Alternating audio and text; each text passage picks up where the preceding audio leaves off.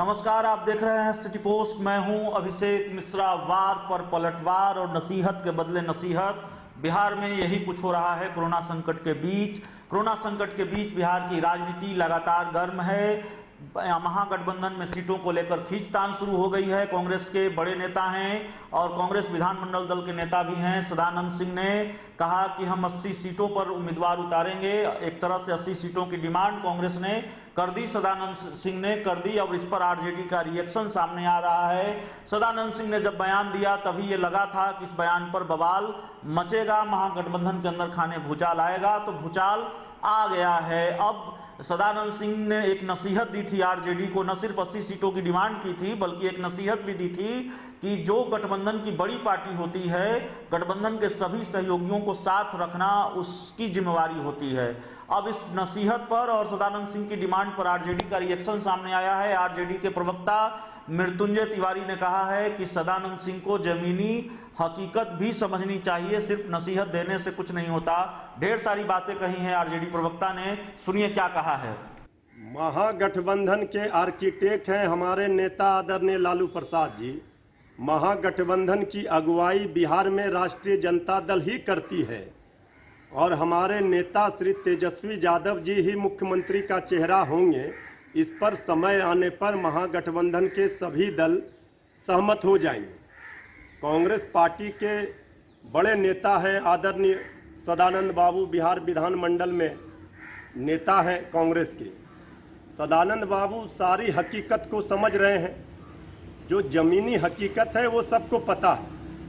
सभी दलों का महागठबंधन में शामिल जो भी दल हैं, सबका उद्देश्य और लक्ष्य एक ही है कि हम यहाँ कैसे 220 सीट से ज़्यादा जीत सकें। इसके लिए सभी काम कर रहे हैं।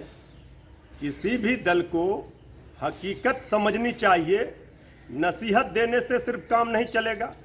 कांग्रेस पार्टी हमारा पुराना सहयोगी रही है। कौन कितने सीटों पर लड़ेगा ये समय आने पर सभी दल के नेता बैठ करके तय कर लेंगे। श्री तेजस्वी यादव जी, श्री राहुल गांधी जी के बीच में सारी बातें तय हो जाएंगी, कहीं कोई परेशानी नहीं है। तो कोऑर्डिनेशन कमेटी को लेकर हिंदुस्तानी आवाम मोर्चा के राष्ट्रीय अध्यक्ष और बिहार के पूर्व सीएम जीतन राम मांझी और तेजस्वी यादव के बीच या फिर आरजेडी के बीच जो वार और पलटवार की लड़ाई चल रही थी, आर पार की लड़ाई चल रही थी, वो झगड़ा शिफ्ट हो गया है आरजेडी और कांग्रेस के बीच सीटों की खींचतान को लेकर। कांग्रेस कोऑर्डिनेशन कमेटी को लेकर बहुत कुछ नहीं बोल रही है, लेकिन सीटों को लेकर लगातार बयान सामने आ रहे हैं। पहले कल बयान सामने आया कांग्रेस के पूर्व प्रदेश अध्यक्ष अनिल शर्मा का, जिन्होंने यह कहा कि सहयोगियों को बांटकर जो सीटें बचे उसमें कांग्रेस और आरजेडी को 60-40 का समझौता करना चाहिए, यानी 60% सीटें आरजेडी रख ले, 40% सीटें कांग्रेस रख ले। यानी कि सहयोगियों को बांटकर अगर 100 सीट बचती है तो 60 सीट आरजेडी रख ले, 40 सीट कांग्रेस रख ले। कुछ इसी तरह का समझौता होना चाहिए, कुछ इसी तरह का सीट बंटवारा होना चाहिए। उसके बाद आज सदानंद सिंह का बयान सामने आया कि हम 80 सीटों पर अपने उम्मीदवार उतारेंगे और उस बयान पर अब पलटवार सामने आ गया है, जवाब सामने आ गया है आरजेडी का।